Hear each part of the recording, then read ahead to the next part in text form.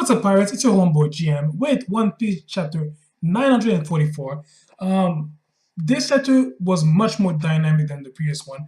Action is starting to start, and drama is piling up. Like a whole bunch of drama is gonna happen. Before I continue with this review, let me just remind you that it is very important to encourage the manga industry by purchasing the official releases because a lot of people put their hard work to make those happen. You can find them online at your local bookstore, or better yet, you can even download legally the digital versions. They're even cheaper. And I just want to say, please encourage my manga project called Heart of Wildfire. We're doing a crowdfunding campaign to finance the first chapter. The link is down below. And as of today, we are now at 19% funded. So thank you to everyone whoever donated to our project. We appreciate it from the bottom of our hearts. Let's keep going, and trust me, guys, I really want to share this long time dream with you guys. So thank you so much.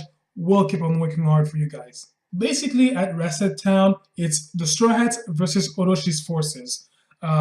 Look, everybody is still devastated about Yasuo's death, and the Strawhats have pretty much no choice to barge in because, well, Zoro first barged in the first place, and he had to do that to save Otoko.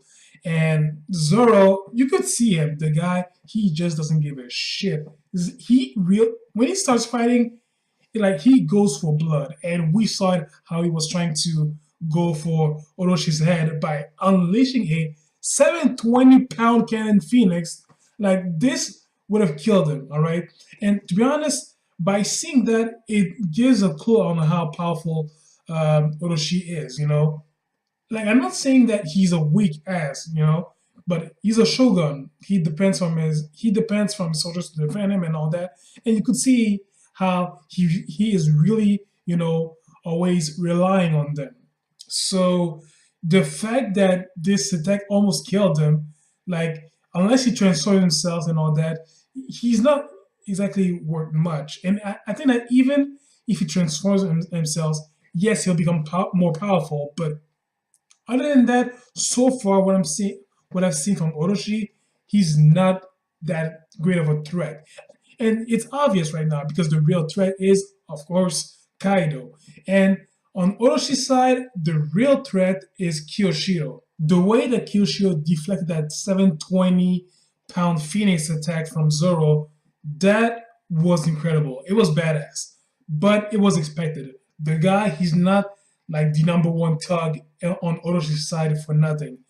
On the other end, and this is gonna sound very far-fetched and crazy, I do believe that Kyoshiro right now, he is just, how can I say this, being the loyal dog for Orochi, because quite frankly, like, I've seen the beginning of Wano ever since Kyoshiro got introduced and how he was towards Orochi and how Orochi was towards him. I feel like he's just there for another purpose. Like, a guy that powerful, like, could actually kill off Orochi on his own, if the way I see it. Like, the way, again, we got a clue on how powerful he is by deflecting Zoro's attack, and that was quite incredible. So I get a feeling that at some point, Kyoshiro will join the Alliance forces and go against Kaido. Like I said, Orochi is not the real threat. And Orochi is just a figure at best, who can transform, but that's pretty much it, He's a dragon, everybody respects dragon. Well, 8-headed Hydra, to be exact. Everybody respects that. And it's just that in terms of power, in terms of how can I say this, of presence, to be a powerful and respected shogun, he doesn't have that, Oden had that, but he doesn't. So I'm guessing that at some point, Kyoshiro will just turn his back on Orochi, he will join the Alliance, and he will go against Kaido. So I'm guessing that Kyoshiro, what I'm trying to say, I think that Kyoshiro is the type of warrior that is loyal to the land of Wano. Like, yes, I mean, he has to obey Orochi, but I think that he's the kind of guy that's too loyal. Even though, despite his mischievous side, he's too he seems too much. Uh, Look again, I'm rambling. Sorry, but I just don't see that kind of guy obeying Orochi for just nothing. Like he doesn't look that kind of character. He doesn't feel the profile. So I'm sensing that he's gonna turn his back on Orochi and serve the alliance to defeat Kaido. So okay, now overall, and that's it down. Hell has broken loose. I'm guessing I got a feeling that the soldiers that are in prison right now, they're gonna get released by Zoro sooner or later. I think that when I said that in my previous reviews that Zoro is gonna play a important part in this arc, I think this is gonna be it. Like it's the start of Zoro's main presence into this arc. Like he's gonna play a very big role. So I'm guessing I'm seeing him freeing the other prisoners.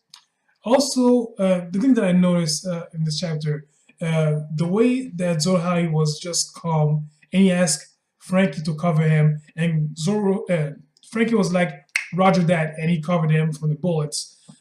It shows how much Zoro is really the second in command among the Straw Hats, and Luffy knows that, and everybody else knows that, and I, even Sanji, as much as he hates the guy's guts, like it was shown at the beginning of the chapter, he knows that Zoro is the second mate, like he's the vice captain. So, yeah, I think that is starting to play a bigger present into this arc, and if he did before, well, this chapter just showed it. Like we know that Zoro, Samurai, and Wano, it's all related to him.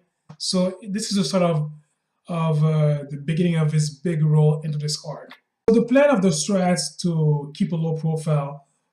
Okay, Straw Hats and low profile, those are words that do not fit in the same sentence positively. Impossible. Like for a plan to lay low for the Straw Hats, nah, it's never gonna work. Like, and that's what makes those characters so enjoyable. But yeah, so what's gonna happen next? The way that I see that, probably look, Luffy's gonna get out of this jail along with the other inmates prison in all the sections. But I'll get back to that in a few minutes. So yeah, I think that right now they're just gonna try to escape with Yasuo's body and try to bury him and giving him a proper burial. Zoro, he wants to go after Orochi, but Kyoshiro is like holding him against him. And maybe in that duel of Zoro versus Kyoshiro, maybe there will be a sign of mutual respect, and maybe that will make Kyoshiro change his mind and join the alliance. But like I just said, Kyoshiro just doesn't fit the kind of guy that would ally himself with Orochi without something else, without an ulterior motive or something like that. So that's it for this part.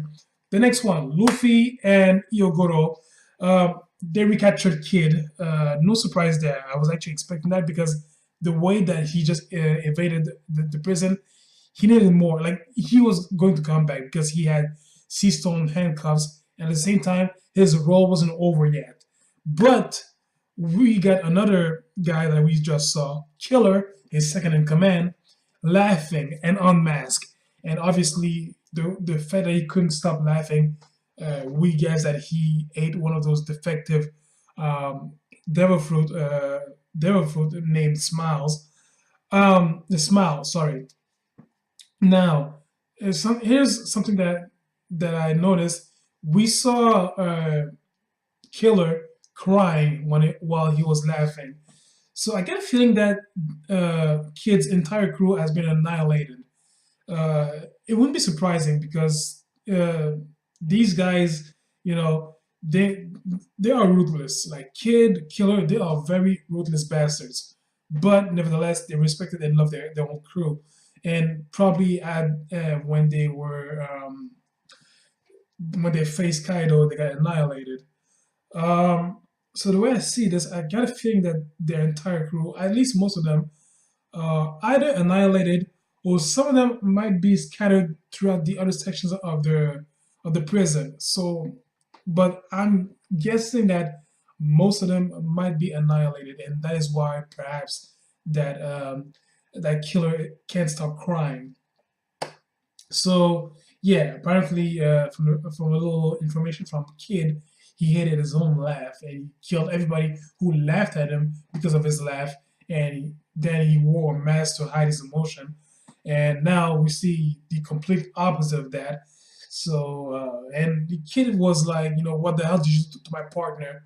Uh, Again, like I just said, Kid, he's ruthless, but he cares about his crew. But to see him like that, broken, uh, you know, it may like it shows that he cares. Like this is my bro, like this is my partner. What the hell did you do to him?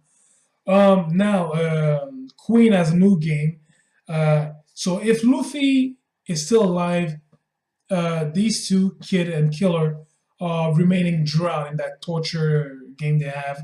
But if Luffy dies, they get to live. So of course, this is just a lose-lose scenario. And Luffy tries to throw a punch at Queen. Of course, she deflects it. He deflects it. I mean, look, this guy is like a lieutenant to a Yonko, so he's no pushover, and he's starting to be pissed, of course, you know. Then at the end of the chapter, we see a large boom coming out of nowhere, and it's Big Mom with another hunger pain, and we know what that does. It's hell being unleashed times a million. So one thing that I'm expecting for the next chapter, or at least the ones coming up soon, the power of Kaido's lieutenant. Like Queen, I want to see how powerful he is, how he can fare against Big Mom. But I'm guessing that against Big Mom, he's not going to be able to do anything. But most of all, I want to see Big Mom. To be honest, I've never been so happy to see Big Mom until today. So what I'm expecting in the next chapters to come is Big Mom raising hell in that jail. And look, a lot of prisoners are gonna escape, including Luffy, including Yogoro, if she goes nuts. And look, there's so many things that we can expect for the next chapters. So overall, great chapter, exciting, dynamic, progressive as well. Like we are really getting somewhere. Like it seems that the calm has gone for a while, and now it's time for action. Really loved it. Thank you, Oda. So tell me your thoughts about this chapter. Comment, rate, subscribe, share this video. Much appreciated. And I'll catch you guys next week. In the meantime, please, pirates, do me a favor for your homeboy. Take care of yourselves. See ya.